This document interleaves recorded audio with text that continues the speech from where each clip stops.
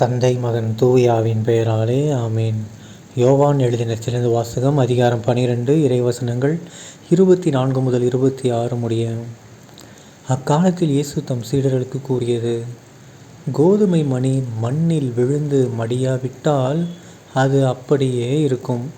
அது மடிந்தால்தான் மிகுந்த விளைச்சலை அளிக்கும் என உறுதியாக உங்களுக்கு சொல்கிறேன். தமக்கென்றே வாழ்வோர் தம் வாழ்வை இழந்து விடுவர். இவ்வுலகில் தம் வாழ்வை பொருட்டாக கருதாதோர் நிலை வாழ்வுக்கு தம்மை உரியவராக்குவர். எனக்கு தொண்டு செய்வோர் என்னை பின்பற்றட்டும். நான் இருக்கும் இடத்தில் என் தொண்டரும் இருப்பர். எனக்கு தொண்டு செய்வோருக்கு தந்தை மதிப்பளிக்கிறார். ஆண்டவரின் அருள்வாக்கு. கிறிஸ்துவே உமக்கு புகழ். அன்பார்ந்த சகோதர சகோதரிகளே, இன்று பொதுக்காலம் 18ஆம் வாரம் ஆகஸ்ட் 10ஆம் தேதி 2024ஆம் வருடம் சனிக்கிழமை. இன்றைய நற்செய்தியில் பார்க்க நம்ம இயேசு கிறிஸ்து ஆண்டவர் நம்ம எல்லாருக்கும் ஆணி அடித்த மாதிரி ஒரு விஷயத்தை எடுத்து வருகிறார். என்னது? கோதுமை மணி மண்ணில் விழுந்து மடிஞ்சாதான் அது என்ன பண்ணும்? மிகுந்த விளைச்சலை கொடுக்கும். இது நம்ம எல்லாருக்குமே தெரியும். ஒரு விதை மண்ணில் போடுறோம்னா அது தன்னுடைய தன்மையை, விதைங்கிற தன்மை இழந்தால் தான் என்ன ஆகும்? அதுலேருந்து ஒரு செடியோ மரமோ உண்டாகும்.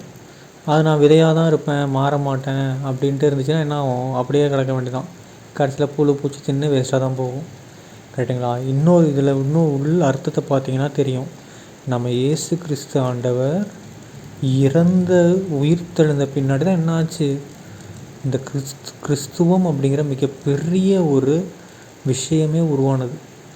கரெக்டுங்களா? ஏன்னா இல்லைன்னா இயேசு கிறிஸ்து இறந்து உயிர்த்தெழுங்கிற அவர் இறக்கவே தேவையில்லை. கரெக்டுங்களா?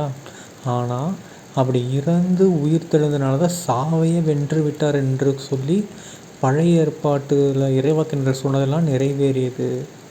ஓகேங்களா? ஸோ ஒரு விஷயம் நாம் அதே மாதிரி தான் நாமளும் இப்போ வாழ்ந்துட்டு இருக்க பாவ வாழ்க்கையிலேருந்து நம்ம மடிந்து உண்மையான கடவுளுக்கு பிடிச்ச வாழ்க்கையில் நம்ம முளைத்தால் மட்டும்தான் என்ன ஆகும்?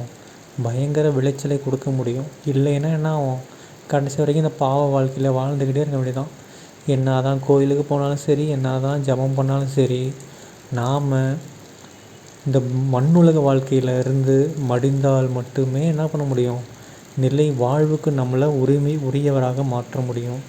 ஓகேங்களா? இது நம்ம எல்லாருக்குமே தெரியும். ஏன்னா பூமி வாழ்க்கை வேறு, விண்ணுலக வாழ்க்கை வேறு. நாம் வாழ்கிற வாழ்க்கை வேறு, கடவுள் சொல்லி கொடுத்த வாழ்க்கை வேறு. நமக்கு பிடிச்ச வாழ்க்கை வேறு, கடவுளுக்கு பிடிச்ச வாழ்க்கை வேறு. கரெக்டுங்களா?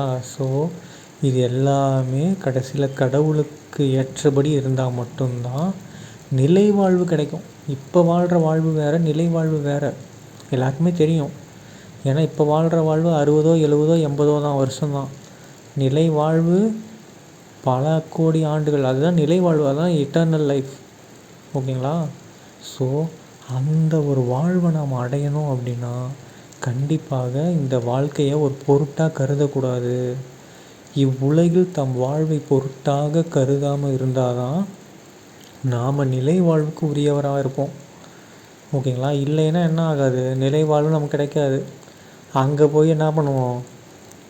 நரகத்தில் நெருப்பில் வேக்க வேண்டியதான். இல்லைன்னா உத்தரிக்கிற நேரத்தில் கடவுளை நோக்கி வேண்டிகிட்டே இருக்க வேண்டியதான். பாடுகள் அனுபவிச்சுட்டு இருக்க வேண்டியதான். ஓகேங்களா? ஸோ அதுவும் என்னது? கடைசி காசு வரை செலுத்தாமல் போக முடியாது. நாம் இதுவரை செஞ்ச எல்லா பாவத்துக்கும் கடைசி ஒரு மில்லி பாவம் வரைக்கும் பண்ண பாவத்துக்கெல்லாம் தண்டனை பரிகாரம் அனுபவித்த பின்னாடி தான் நம்ம எங்கே போக முடியும்? மோட்சத்துக்கே போக முடியும். அதனால் இப்போ நம்ம பூமியில் சூப்பர் வாய்ப்பு இருக்குது. என்னது? பாவ சங்கீதனை செய்கிற வாய்ப்பு. ஸோ இதுவரை செஞ்ச எல்லா பாவத்தையும் யோசி எழுதி வைங்க பேப்பரில். போய் மன்னிப்பு கேட்டு இந்த பூமி வாழ்க்கையை திறந்துட்டு நாம் கடவுளுக்கு ஏற்ற மாதிரி வாழ்வோம். அதுக்கு உங்களை சாக சொல்ல. ஸோ உயிரோடவே நம்ம என்ன பண்ணணும்? கடவுள் இயேசு காட்டின வழியில் அழகாக நடந்தோம்னாலே போதும். என்ன அது? அன்பாக இருந்தால் போதும். ஸோ இயேசுக்கு நம்ம அப்பப்போ தொண்டாற்றணும்னா கண்டிப்பாக கடவுள் நமக்கு மதிப்பளிப்பார். சரிங்களா? தந்தை மகன் தூய ஆவியின் பெயராலே ஆமீன்.